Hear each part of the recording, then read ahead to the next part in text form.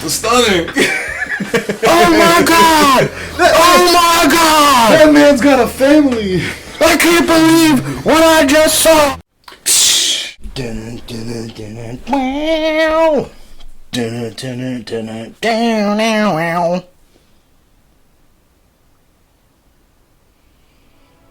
Hey guys, welcome back to 3 sips of hard underscore hitting, slobber knocker, heart stopper, jaw dropper, jabronis. So today, guys, we're inspired by Steve Austin, Stone Cold Steve Austin, and he has a partnership with El Segundo Brewing Company in Virginia, and he has what's called Broken Skull IPA. We're gonna try it out here. You know, hopefully we don't damage our skulls. I mean, Let's see. It's a stunner to the face. I was just gonna say, it was like, probably pop this open and be a stone cold stunner. Stunner. So this is an IPA, guys, India Pale Ale. So it's got Citra, Cascade, and Chinook hops in it. Oh. And it's, And as we learned from our last couple videos, Edgar informed us why IPAs are the way they are, why they're so hoppy, is because of the traveling from India they were meant to preserve. Yep. to London, is that what you said, or England? London to India. Okay, yeah. Meant to preserve them. Fun facts. So in honor of Stone Cold Steve Austin, we wanted to just have a moment discussing some of our favorite classic wrestling moments. Yeah, man. You know, we all grew up on it in some way, shape, or form. Yeah. Like everybody, well, not everybody, but most people will know The Undertaker being the longest running winner of WrestleMania up until last year. Well, yeah, like a couple years ago. When Brock Lesnar beat him. That's another. That's a huge moments where, you know, every year for the last 30 years. That meme of that guy with his eyeballs, like it's like a that one guy. It's funny. So yeah, let's take a taste and discuss the moments that we lived through. It wrestling. Smells really good, real hoppy, real fresh. Like I feel like real fresh smelling. Mm-hmm. We had done it once. We'll do it again.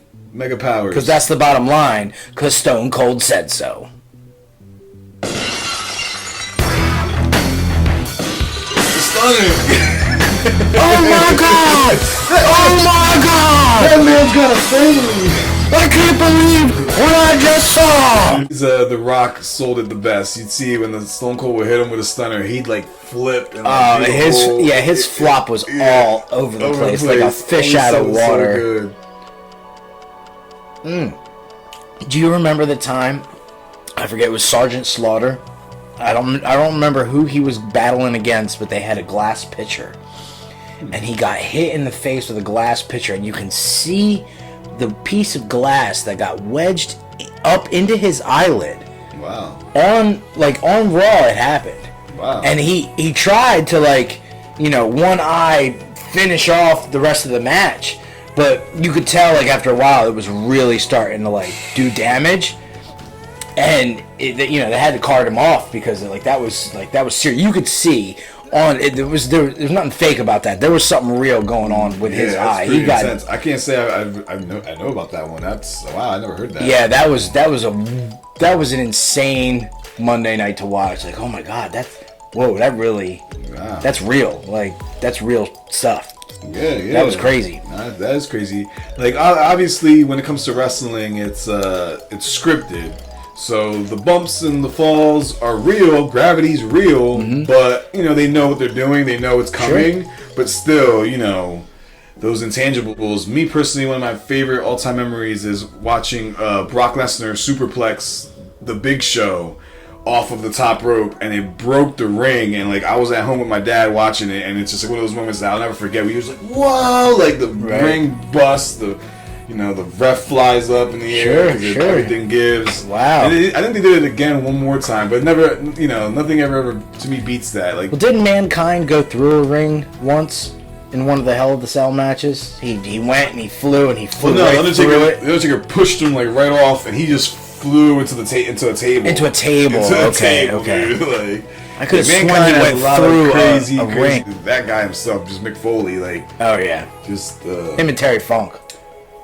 In the words of Ric Flair, stuntman, glorified stuntman, because he they were intense people, intense. But yeah, wrestling, it's not for everybody, but you know, I always say it's men's soap opera. Oh, without a doubt. But then there was also that tragic moment with Owen Hart. Yeah, where he fell off the rafter. Life, that was they script it, but real life happens while that it's was rough. happening. You know, there's just like this beer.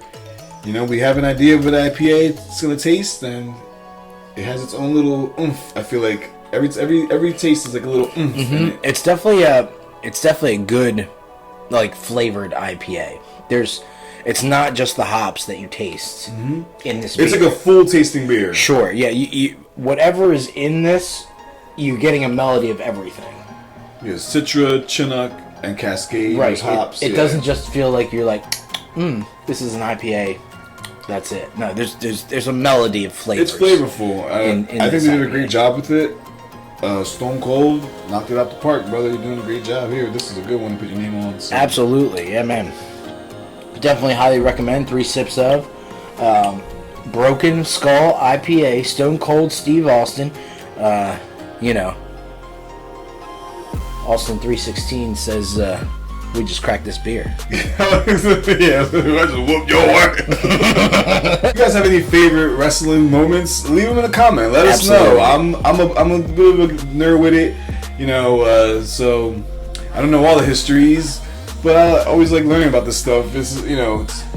I always tell my girl, it's like these are things that are happening while you're living your life. So like while we're living our life right now, wrestlers are training. Yeah.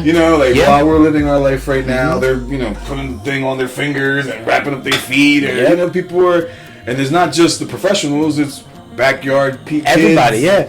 I had a friend of mine. Well, we've all broken our bed, throwing our cousin on a bed, or doing something. I've definitely broken a bed, throwing cousins. Oh yeah. We used to do the backyard wrestling, but a friend of mine actually did it. They had one of those it was right here. Let me see your person. Right off. Was that 322? It was an industrial park, and they had every Thursday or Friday nights they would have these amateur wrestling things where the guys would put on a show. You know what I mean? They would go and they would talk like you knew what was going on from last week, and they played to there's probably maybe like 30 people in the crowd. But these guys went nuts with it, and they put on the whole show. Had that's people's livelihoods. They had a curtain, like a sheet, in the background that kept like falling down, so you would like see what was going on in the background, and somebody would put it back up, but. It was amateur, but it was still fun to watch. You'd still yell and cheer. I just had like a flashback of me personally being like 12, 13 in my mom's room with my cousin, and I put him to do the Batista bomb. Okay. Where you pick him up and then you fall with them. Yep. So when I went to pick him up, though, he hit the light and broke it. That was on the ceiling. Makes sense. And then, obviously, I slammed him down and his glass is falling. A worrisome moment. No one got hurt, but my mom was pretty mad. The one label that never gets followed is wrestlings. Do not try this at home. Yep. No one followed. No one. We all have tried our best. I know I put the sharpshooter on family members. Walls of Jericho, ankle lock. We've done them all, bro. I think it was the other day we were all laughing in the group text because people with kids, they say, hey, listen, don't do that because it's dangerous. As a parent, you say to your kids, that's not safe. Don't do that. And every kid in that scenario goes, hi, my name is Johnny Knoxville. Welcome to Jackass. Yeah.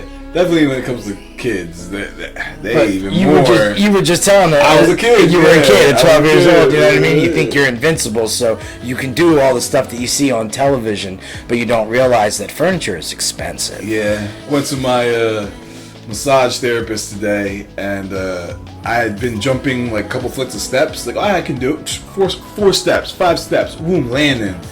Now my feet are like, ooh, my toes like, ooh, sore. You might have sprained it, and and I'm there like, darn. Like I remember jumping off of the roof when I was a kid, and now, you bounce right back. Mm-hmm. I roll, and now if I try to jump off a roof, I probably would break everything. Yep, absolutely.